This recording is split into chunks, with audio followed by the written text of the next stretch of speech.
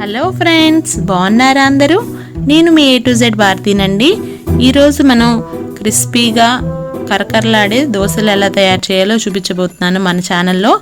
ముందుగా నేను దానికోసం దోశల పిండిని తయారు చేసుకొని పెట్టుకున్నానండి, రుబ్బి నైటే. ఇప్పుడు దాంట్లో రుచికి తగినంత సాల్ట్ వేసాను.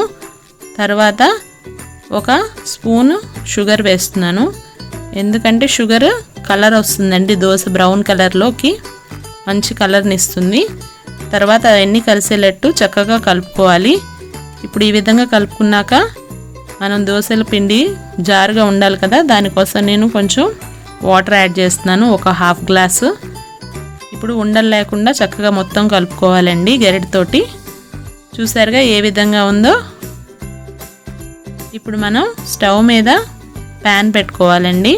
ప్యాన్ హీట్ అయ్యాక 2 గరిటెలు పిండితోటి దోశని వేయాలి.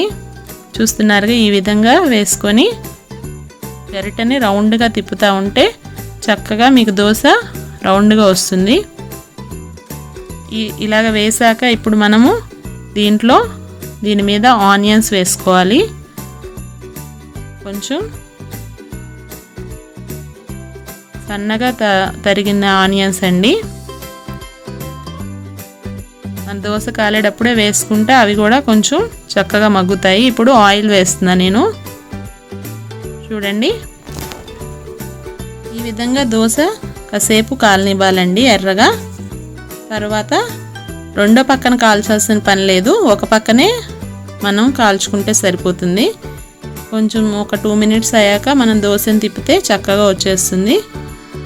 చూసారుగా ఎంత క్రిస్పీగా ఉందో దోశ వేడివేడిగా. ఇప్పుడు దీన్ని అల్లం చట్నీతో సర్వ్ చేస్తున్నా నేను. చూడండి, ఎమ్మి ఎమ్మి దోశ తయారైపోయింది. మీరు కూడా తప్పకుండా మీ ఇంట్లో ట్రై చేస్తారని ఆశిస్తూ, మీకు కనుక ఈ వీడియో నచ్చినట్టయితే లైక్ చేయండి, షేర్ చేయండి, సబ్స్క్రైబ్ చేయండి. Thank you for watching the video friends. మళ్ళా వీడియోలో మనం కలుద్దాం. అంతవరకు సెలవు, బాయ్.